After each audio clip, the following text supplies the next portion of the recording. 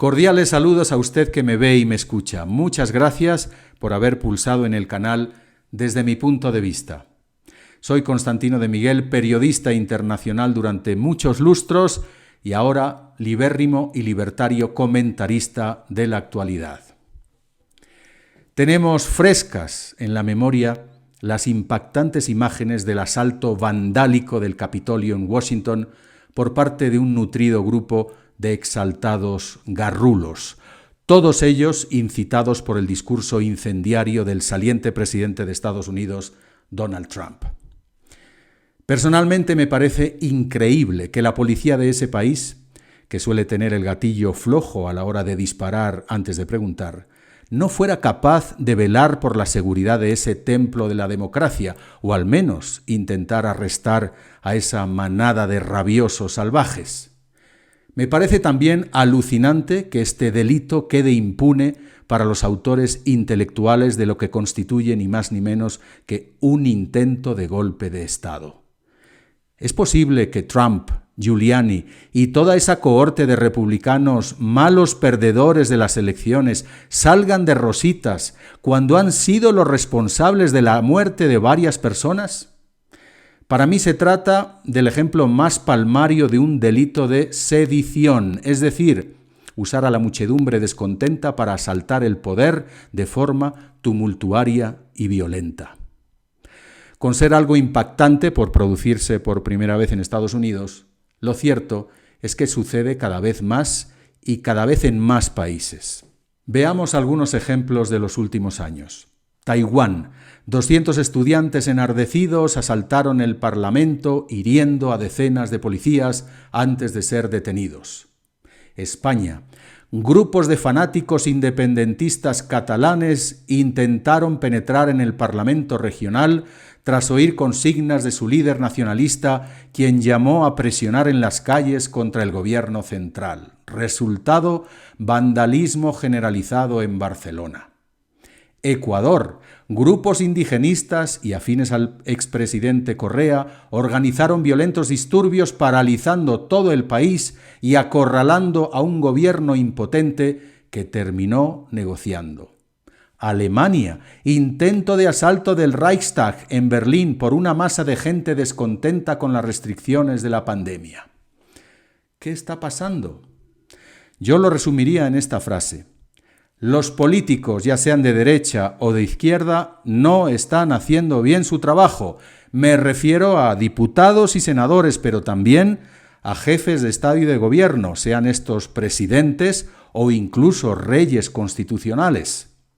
Por otro lado, el establishment de los estados, incluyendo a los jueces, los policías, los legisladores y burócratas, dan palos de ciego por exceso o por defecto y se revelan incapaces de hacer frente al descontento muchas veces legítimo de los ciudadanos, esos que pagan sus salarios y privilegios. La clase política y sus servidores funcionarios, excepción hecha de maestros, sanitarios, bomberos y otros trabajadores públicos, resultan cada vez más irrelevantes y desfasados. No están en sintonía con las necesidades de la gente, con el cambio tecnológico, demográfico y con las exigencias de la globalización. Así que esto termina despertando la desesperación en sectores angustiados por la falta de trabajo y falta de perspectivas. Pues bien, esa rabia y frustración contenidas termina siendo explotada tarde o temprano por líderes populistas de todo signo, hábiles y carismáticos charlatanes que prometen remedio y salvación a los males de esa población hastiada. Líderes populistas que prostituyen la política y la democracia porque ya no luchan por el bien común, sino que encuentran en la división y el enfrentamiento el combustible que necesitan para conquistar el poder. Ah, claro, y no olvidemos, siempre hay un enemigo, y si no lo hay, se inventa, porque resulta el medio más barato para seducir al desesperado que busca siempre un culpable. Agreguemos a estos viejos mecanismos de la demagogia el uso y la manipulación de las redes sociales, y obtendremos como resultado un método fácil y barato para encaramarse al poder. Porque, queridos amigos, los golpes de Estado ya no los dan los militares, No se necesitan tanques ni metralletas. Las asonadas golpistas son perpetradas desde las mismas instituciones, esas que costaron guerras y revoluciones. Los putsch o coup d'état versión 2.0 son obra de toda una serie de personajes mediocres, muchos de los cuales no han trabajado en su vida y que por diferentes pulsiones, complejos o trastornos mentales no tienen ningún empacho en desgarrar sociedades enfrentando a unos contra otros. El mecanismo siempre es el mismo, recurrir a esa parte que supone el 90% de nuestro cerebro, las emociones e instintos, pero también los valores y anhelos. Nada nuevo bajo el sol. Desde la Edad Media, líderes religiosos, campesinos, revolucionarios y agitadores de todo tipo han recurrido a la rebelión para cambiar el orden establecido. Y eso era en realidad necesario porque permitía a la larga que las sociedades avanzaran. Entonces, ¿qué ha cambiado?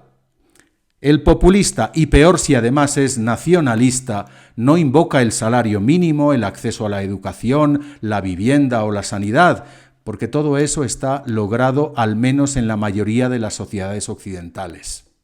El aprendiz de dictador y sus mesiánicos ayudantes enarbolan la superioridad moral si son de izquierda, es decir, sus actos de atropello no admiten crítica si se hacen en nombre de principios como la justicia social, el derecho a decidir, el lenguaje inclusivo o la no discriminación. Claro, se trata de principios de civilización, entonces quien se oponga a sus decisiones es un fascista o poco menos que un malnacido. ¿Y los soberbios autócratas de derecha? Pues usan el arma de la identidad, el origen étnico, la tradición, la lengua y la cultura. White supremacists en Washington, catalanes independentistas en Barcelona, indígenas en Chile o Ecuador.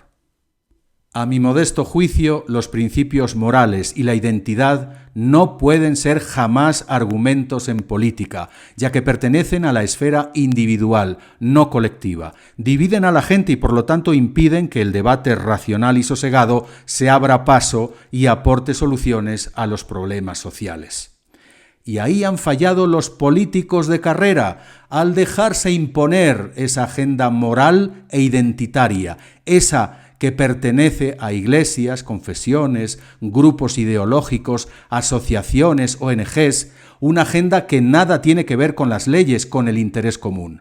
Por omisión y desidia, la política tradicional y la ciudadanía en su conjunto se dejan imponer a la brava el interés parcial y egoísta de grupos manipulados por reyezuelos y caciques.